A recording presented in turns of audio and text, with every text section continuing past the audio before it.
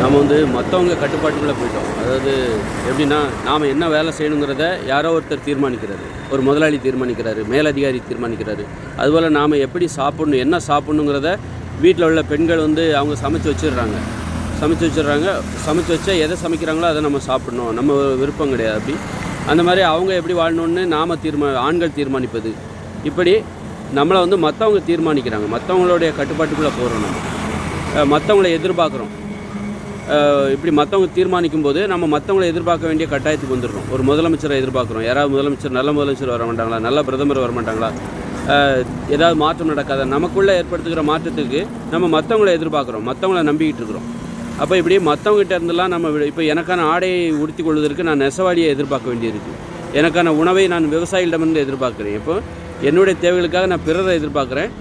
அது மாதிரி நான் என்ன செய்யணுங்கிறத மற்றவங்க தீர்மானிக்கிறாங்க. அதுபோல் மற்றவங்க என்ன செய்யணும் அப்படிங்கிறத நாம் தீர்மானிக்கிறோம்ல. இந்த மாதிரியான ஒரு வாழ்க்கை முறையிலேருந்து விடுபட்டு நமது தேவைகளை நம்ம கட்டுப்பாட்டுக்குள்ளே வரணும். நான் என்னுடைய கட்டுப்பாடு, எனது உடையை நானே உருவாக்கி கொள்வது, எனக்கு தேவையான உணவை மட்டுமே நான் உற்பத்தி செய்வது, எனக்கு தேவையான வீட்டை நான் மட்டுமே கட்டிக்கொள்வது. இந்த மாதிரி வரும்போது பிறரிடமிருந்து நாம் விடுபடும் போது, பிறரை கட்டுப்படுத்துவதிலிருந்தும் பிறர் நம்மை கட்டுப்படுத்துவதிலிருந்தும் பிறரை எதிர்பார்ப்பதிலிருந்தும் பிறர் நம்மை எதிர்பார்ப்பதிலிருந்தும் நாம் விடுபடும் போது தான் நமக்கு தற்சார்பு வாழ்க்கை முறை பிறக்குது. அந்த தற்சார்பு வாழ்க்கை முறையில் நமது தேவைகளை நாமே பூர்த்தி செய்து கொள்ள வேண்டும். நமக்கான ஆடை, உறைவிடம், உணவு, அப்புறம் உறவுகளை கூட நாம் தேடணும். இன்றைக்கி ஒரு கணவன் மனைவி கூட அப்பா அம்மா தேர்ந்தெடுக்கிறாங்க. போய் உனக்கு என்ன பிடிக்கும்னு நான் போய் பார்த்துட்டு வரேன். அப்படி அந்த மாதிரி எல்லாத்துக்கும் பிறரை எதிர்பார்க்குற ஒரு சோம்பேறித்தனமான ஒரு வாழ்க்கை முறைக்கு தான் இது காரணமாக. அதனால் இனிமேல் எல்லாத்தையுமே நானே பார்த்துக்கிறேன், அதற்கு நீங்கள் உதவி செய்யுங்கள். நானே பார்த்துக்கிறேன், நீங்கள் எதுவும் தேவையில்லைன்ட்டு கிடையாது.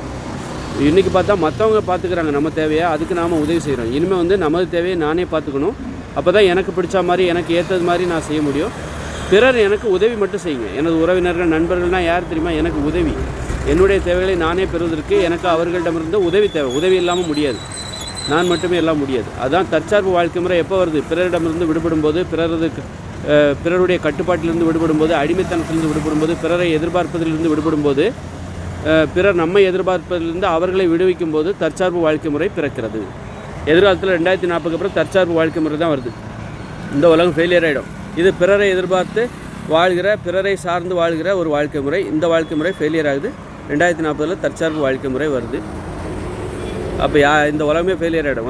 உனக்கு தேவையான ஆடை நீ தான் உற்பத்தி பண்ணணும், உணவை நீ தான் சமைக்கணும், சமைக்கிற முதற்கொண்டு உற்பத்தி பண்ணுறது முதற்கொண்டு உனக்கான தண்ணீரை நீ தான் தேட வேண்டும். இப்படி ஒரு வாழ்க்கை முறை 2040 அப்புறம் வருது. இந்த உலகம் இப்போ ஃபெயிலியர் ஆகிடும். நீங்கள் பார்க்குற உலகம் 2040 அப்புறம் படிப்படியாக செயலிழந்து காணாமல் போய்விடும், மாயமாக மறைந்துவிடும். இது ஒரு கற்பனை உலகம். நிஜ உலகத்துக்கு 2040 அப்புறம் போகிறோம்.